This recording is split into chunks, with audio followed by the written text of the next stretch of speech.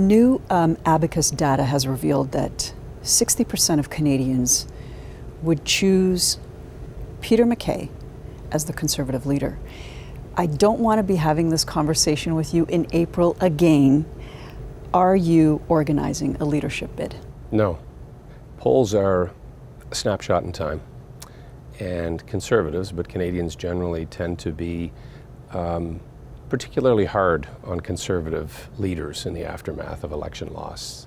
That was true of Bob Stanfield. It was certainly true of Joe Clark. Even Stephen Harper had to endure that in 2004, and I was there. And so there's a period of reflection happening in the leader's office. This consultation period of a post-mortem, if you will, of what took place in the last campaign will be instructive for Mr. Scheer. And I certainly believe that as Her Majesty's loyal opposition leader, there's a tremendous amount of pressure, but a tremendous importance on Mr. Scheer's performance in the House when it resumes next week, on the 5th. And we need to get back to business. We need to get down to some very serious issues, whether they are ratification of USMCA, Canada's trade relations with other countries, our economy, the oil sector, our national security. These are pressing issues that require all hands on deck, not internal political machinations, quite frankly, and there's very little appetite for that in the country. Some of the real issues, if I can borrow these words from you, that are happening right now in our country, Western alienation. What would you do on the Western issue? First, let me say it's real and it's justified. They are losing hundreds, if not billions of dollars, hundreds of millions, if not billions, from their economy over the past number of years, and that will continue as a landlocked economy around their energy sector. The Prime Minister bought the pipeline on behalf of Canadians at a cost of $4.5 billion, but he bought himself time to get past the election. Now we're well past the time to put shovels in the ground, double that export capacity. I would personally like to see the revisitation of the Energy East route. If it can't go through Quebec, it can go through the eastern United States. There are ways to move forward in the energy sector. There's also a very important geopolitical component to this. We can compete in world markets, in Europe in particular, but also in Asia, for the market share of Iran, of Russia, of Venezuela, of Albania, of places that are selling oil to us. You know, it's absolutely perverse. And this adds to the frustration and the fomenting anger in Alberta that we are buying oil and gas and bringing it into this country. It would be like owning a bread store with all the ingredients, all the employees, all the equipment, and buying bread. It is ludicrous. The current minority government does not have any representation in the West. As they get ready for a cabinet shuffle, who stands out for you and what should they do? Well, they did go to the extraordinary step of appointing Anne McClellan to act as a liaison with the West, which is interesting. Anne McClellan is a very capable, intelligent woman. I've known her for a very long time.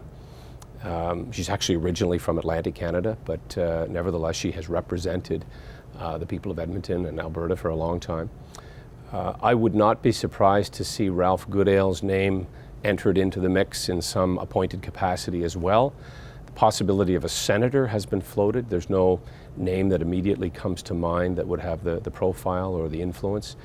So it's a challenge, to be sure, for the Prime Minister to have a voice, certainly a democratically elected one, speaking for Western Canadians. And add to that, Larissa, the animosity, quite frankly, that exists between Western premiers on behalf of many Westerners and the Prime Minister and this government.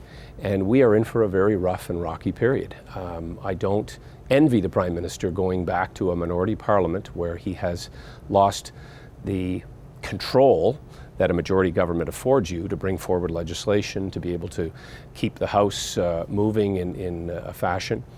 There's also an interesting play that's afoot where all of the committees now, in essence, can be, to a large degree, set and controlled by the opposition parties What if, for example, Jody Wilson-Raybould, as an independent member, was put as chair of the Justice Committee?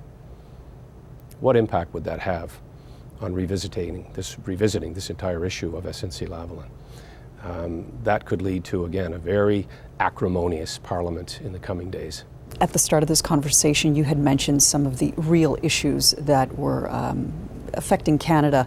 One of them, of course, is trade, and I'm wondering, where do we stand on the Canada-US file? Canada-US, Canada-China file? Well, we are caught between the proverbial rock and the hard place because of the decision, which really wasn't much of a decision, but was expected that because of treaty obligations around extradition, we would take into custody Ms. Meng Wanzhou, the CFO of Huawei. The reaction of China can only be described as apoplectic, and relations hit an all-time low, according to them. We have seen some of the sanctions on canola, beef, and pork lifted, but our future trade relationship with China is very much in jeopardy.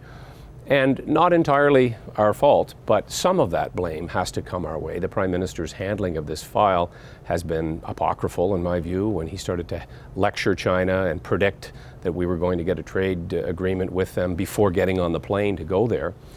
But the real story, of course, is this heavyweight battle, the two world's largest economies slugging it out, trading massive tariffs on one another's products.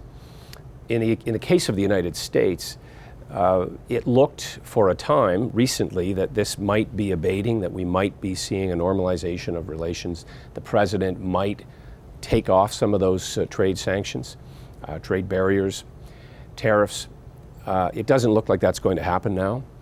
And much like the Canada-US Free Trade Agreement, the USMCA, unless there is movement on these files, some have put Thanksgiving, American Thanksgiving, which is next week, as one of these artificial timelines. I would say it's probably pushed out till Christmas. But come Christmas, with impeachment talks still raging in the U.S. House of Representatives, we're into the new year, which is really presidential election timing.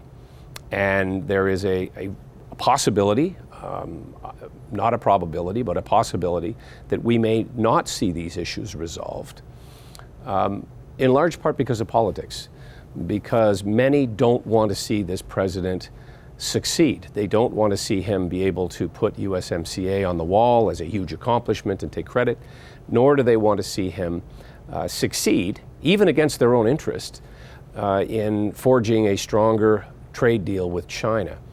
And that's too bad. And it's indicative, quite frankly, of what's happening in the UK. We're seeing it with Brexit. We've seen it in a number of European Union countries. Even meetings at the BRIC, so-called, where they're calling for multilateralism. The world seems on its head, where politics is taking precedent over practical, backyard, feed your people, keep the economy rolling. Those issues seem to be washed out by this hyper-partisan environment that we're living in.